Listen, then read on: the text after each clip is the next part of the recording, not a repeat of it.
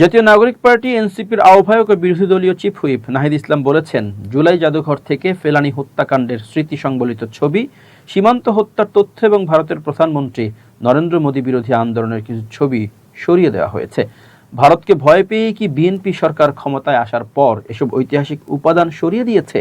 শনিবার সকালে জুলাই জাদুঘর পরিদর্শন শেষে সাংবাদিকদের সঙ্গে আলাপকালে নাহিদ ইসলাম এসব কথা বলেন।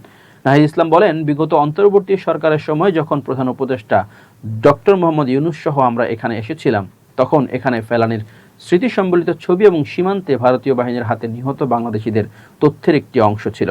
পাশাপাশি মোদী বিরোধী আন্দোলনের কিছু স্থির চিত্রও ছিল, কিন্তু আজ সেগুলো দেখতে পেলাম না।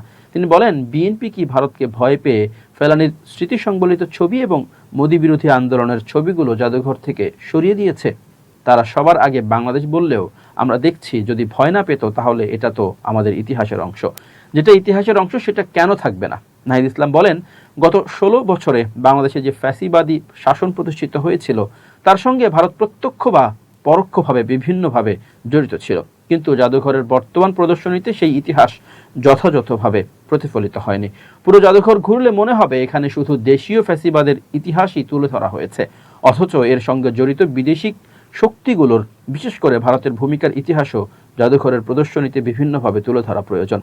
বিগত 16 বছরে ভারতের ভূমিকা এবং মোদী বিরোধী আন্দোলনের ইতিহাস জাদুঘর থেকে বাদ দেওয়ার বিষয়ে তিনি বলেন, হয়তো এগুলো সরিয়ে দিয়ে মনে করা হচ্ছে এই সরকার ভারতের সঙ্গে সম্পর্ক ভালো রাখতে পারবে, কিন্তু ভারতের সঙ্গে আমাদের সম্পর্ক ভালো বা মন্দ যেটি হোক, সম্পর্ক হওয়া উচিত মর্যাদাপূর্ণ। ভারতের সঙ্গে সম্পর্কের ক্ষেত্রে কোনো ধরনের আপোষের মাধ্যমে বাংলাদেশের স্বাধীনতা, সার্বভৌমত্ব ও গণতন্ত্র রক্ষা করা সম্ভব নয়।